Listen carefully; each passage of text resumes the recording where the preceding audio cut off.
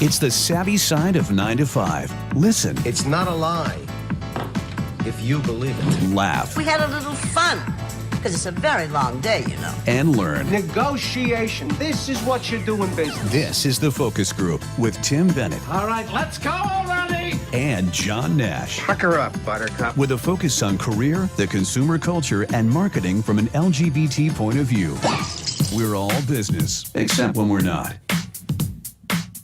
Hey, welcome back to the Focus Group. John Nash here with my good friend and co-host Tim Bennett, and sitting to my right, or your left.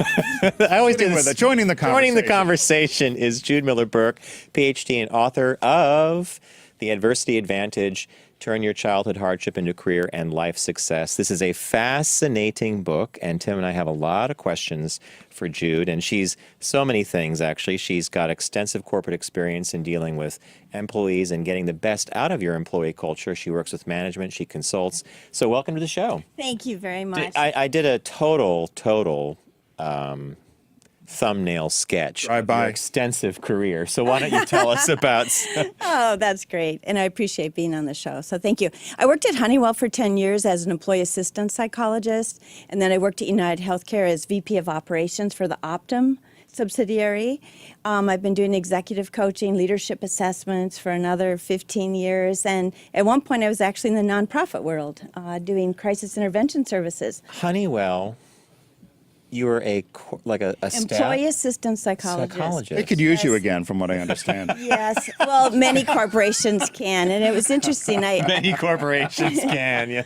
I came into Honeywell in the late 1980s, and so they had recovering alcoholics who were helping other people that wanted to recover. But they hadn't had graduate-level psychologists before. Gosh. So it was quite interesting, and it was my first taste of serious adversity in the workplace. It was a very male-dominated company. There were very few women in higher-up positions, and in many ways, a kind and gentle culture, but at the same time, it also could become harsh. As a complete sidebar, when I saw Honeywell, we have a good friend that works at Honeywell, which is struggling still with the same issue that you bring up about male-dominated workplace issues and male-female situations with career. Is that how this led you? So tell us about the adversity advantage and how, because I'm curious as to whether all your work informed this book or what the impetus was for the book. Well, I think the impetus is that I had moved from Minneapolis, Minnesota, kind of outside of Minneapolis, so a rural area, to Scottsdale, Arizona. And so the lawns were groomed, manicured, the cars were beautiful, the homes were beautiful. And I had been working as a domestic violence therapist and also in the nonprofit industry in a crisis center. I was like, I know there are troubles here. They're just really very well covered up. So over a cup of coffee and a glass of wine. That is classic. There's problems here in Stepford Whiteville. Describing the geography. The geography was fascinating to me. The right? facade, yes. It's a very superficial culture. You know, I have made a wonderful network of friends there, and I have family there, and professional colleagues too. But I was really struck by over a cup of coffee or a glass of wine, people would tell me about the child abuse they experienced. And they had gone on to achieve great self-made millionaire or multi-million-dollar status, the men and the women. And so when you say child abuse, like what? Is it physical abuse or verbal or? Physical and emotional, verbal abuse, sometimes intellectual abuse. And then they also, 40% of them that I studied, so eventually, then over a cup of coffee, a glass of wine, right, people were telling me their stories. And so I decided to do a study because I thought this was fascinating because my parents didn't have the opportunity to go to college. They were 18 when they got married. They had 5 kids, Polish Catholic family, boom, boom, boom. It was hard. Everything I did was hard. Paying for all my degrees myself, every job I had. There was no one to provide any guidance. So I thought, if I can provide a roadmap for people to help people so it's not as difficult for them, I want to do that. So I did a scientific research study with Dr. Mark Attridge, and I had worked with him at United Healthcare, and we had 310 people, men and women, respond, and to our surprise, well, first of all, we got tons of great information on what leads to They're also success. high earners, though. They were in the study. They had to have $250,000 a year income. They didn't right? have to. But that's who you ended up talking Yes, to. and in my first book, they were all self-made millionaires, and my publisher wanted a book about women, and so that was my first book. And that's this one here, folks. It's called The Millionaire Mystique. But I didn't intend it at all to be about money. And in some ways it's relevant, in some ways it's not relevant at all. But of course that piques people's curiosity. But So just to interrupt, and I'm famous for it. that's fine. That's a good determining thing. We often couple success with money. But success could mean you're a successful person, and that means you have patterns that lead you to have good relationships with people, you're a good decision maker, you're responsible, and that doesn't necessarily have to hook into have $1 million in the bank. It means you're moving through life successfully. Is that how you determine this as well? Definitely. And what was interesting is that most of these people reported higher than the average level of life satisfaction. So we use standardized measures, of course, as you do with a scientific study. And most of these people had not only experienced a lot of childhood adversity, 60% of them came from poverty, experienced Wow. child abuse, witnessed domestic violence, and you know how hard that is on children, or had an alcoholic or substance abusing family member. So that's pretty much 1 out of every 2 employees that comes into work is carrying that basic template You're with saying them into work. 50% of Yes. a Yeah, of a work 50%. of a workforce is Right. bringing all that train car baggage, right? Right. So you can imagine a little boy who was maybe abused by his mother and all of a sudden has a female boss, or a little girl who is abused by her father and all of a sudden has a male boss, or a woman who's experienced witnessed domestic violence and then goes on business trips, you know, where it's just she and one other person. So all of these triggers happen to us at work, and it can be something as slight as someone reaches over your shoulder, you know, to touch your computer screen, and you feel them right there and they're just a little too close, and then all of a sudden you have a trigger. So what my book does is it takes you through identifying what your triggers are. First of all, identifying what you experienced as a child, because most people don't want to admit it. But so as I read that, my big question was, so many times you hear about if you came from a house where there was an alcoholic or there was abuse, you followed that pattern, you bring that with you. Do you find that happens? Because I often wonder whether you can correct that, or is that just something that happens to you because of your environment? Can you change it? Yes, many people have broken the cycle. Okay. And the quotes that I receive from people and the heart-rending stories that are in the book. So my first book is more an academic book, and I did a lot of academic presentations. This one are people's true stories, and their identities are protected. But it talks about how they really became a student of life. So they witnessed terrible communication skills, for instance, where an argument would be like a dish flying across the room, or something getting broken, or people screaming and yelling. That's one way to make a point. Right? All of a sudden, they're in the workplace and there's conflict. And so many of them realized very quickly that they couldn't act that way at work, even though I have heard some computers hit the wall at different companies I've worked at. But, you get reined in pretty quickly for something like that. And so people become students. They become students of communication. They become students of a conflict negotiation model. And so these are people who really had to study different facets of their own growth, similar to myself, to overcome childhood adversity.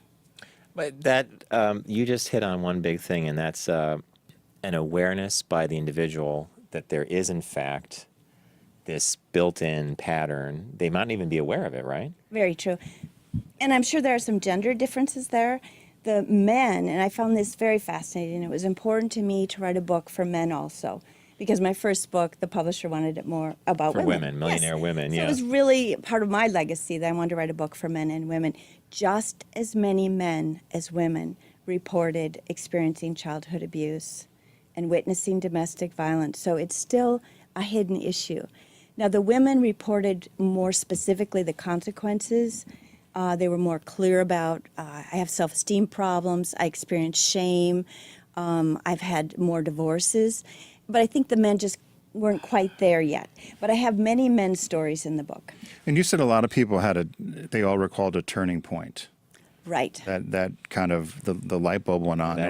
And I wondered. I had a side note on there because I wondered about even though it seems to be more acceptable now, particularly with our audience, an awful lot of people that may hide their whether they're gay or lesbian at work, for instance, and does that affect them until they actually come to grips with that? If you're bringing that to the workplace and hiding it, is that also one of these issues that would that fall into the same category of the Right. adversity, or is that something totally different? I think that is connected, but I also think political astuteness is something that's very critical to success and social networking, but being able to read the landscape of the situations you're going into. Right. So, of course, you wouldn't want to go into a homophobic culture and then announce that you're gay. Right. Not good idea. That wouldn't be good self-protection.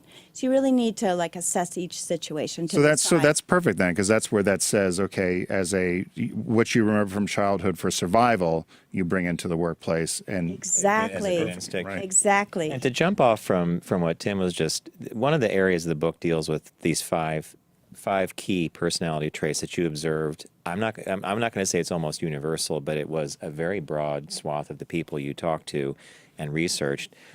I was fascinated by this: openness and creativity, Very important. agreeableness and flexibility, conscientiousness, resilience, and core self-evaluation, which is what Awareness, we talked right, about. self-awareness. Core self-evaluation, awareness, openness, and So the book we're discussing is The Adversity Advantage: Turn Your Childhood Hardship into Career and Life Success. So I hear adversity, and then I see one of the big personality traits is openness, or two of them: openness, creativity, agreeableness, and flexibility. That doesn't sound actually like someone coming from an adverse background. That's just what struck me. It was like, wow, that's a surprising 180 Right. from. And one of the things that isn't on the notes that you have is a low level of neuroticism.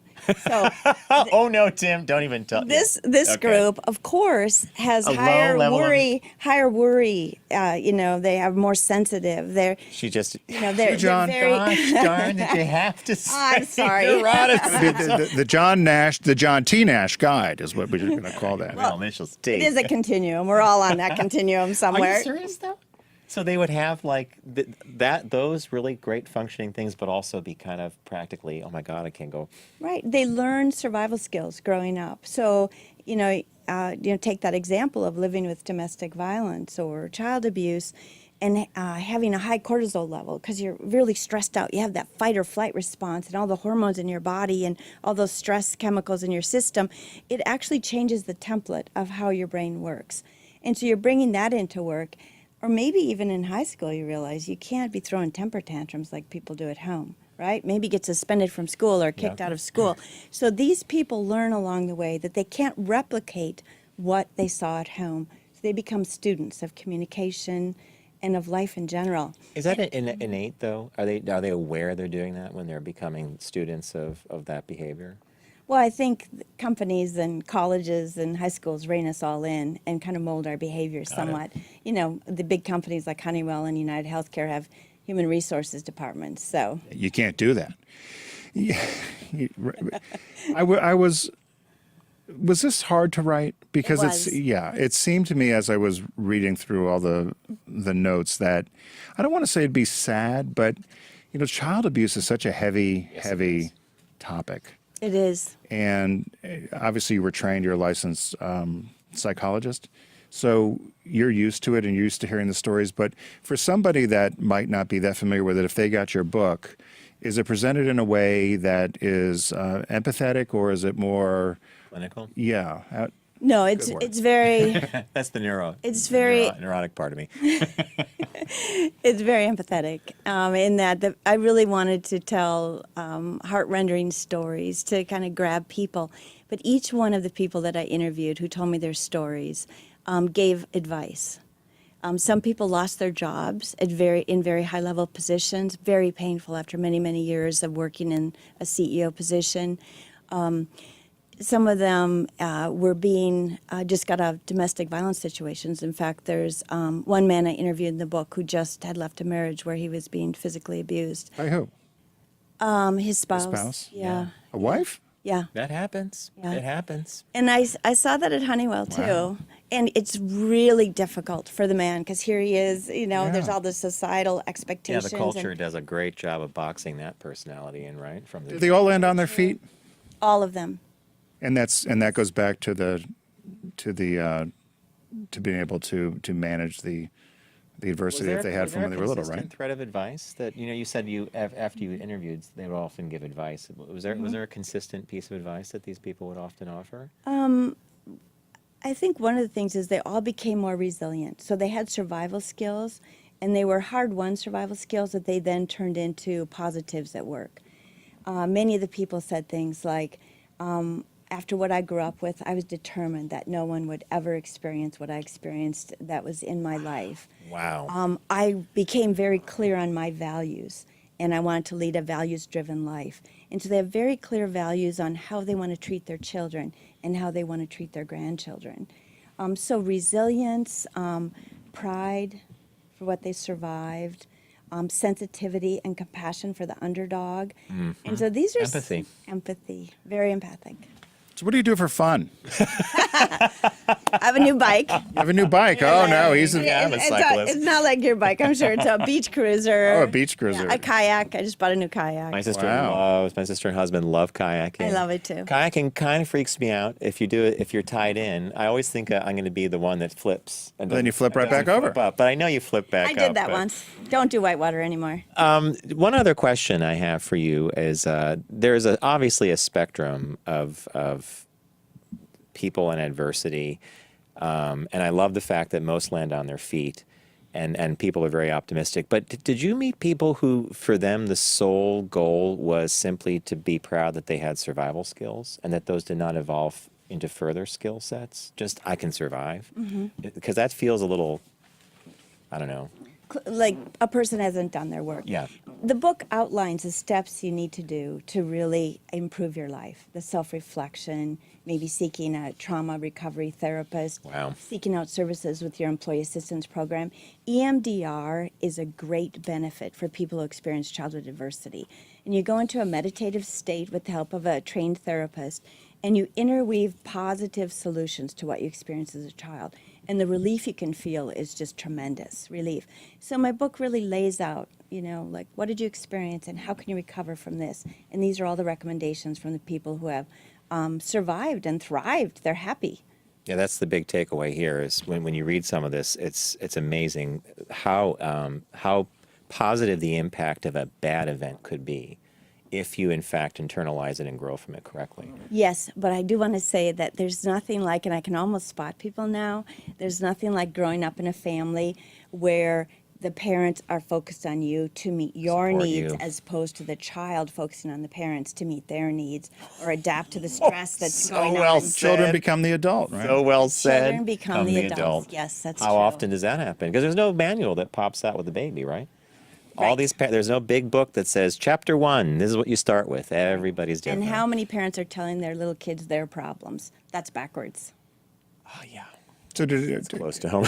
this might be too personal, but had you had the same sort of experiences? I did. I mentioned I've paid for every college degree and worked 3 jobs. As and, we did, John. Yes. Yeah. And my 3 jobs, and while your were friends are 18. backpacking of Europe, it's like, Yeah, no, I've got right, to. yeah. I want to go to school. I need to pay for it. Yes, Jude, exactly. When we were talking about having you on, and we read the synopsis and we started to delve into the book, I said to Tim at lunch just today, I said, this is partly us, because when we hit a certain age, it was you have your driver's license, but you can't go anywhere until you pay for your own insurance. You got to get a job.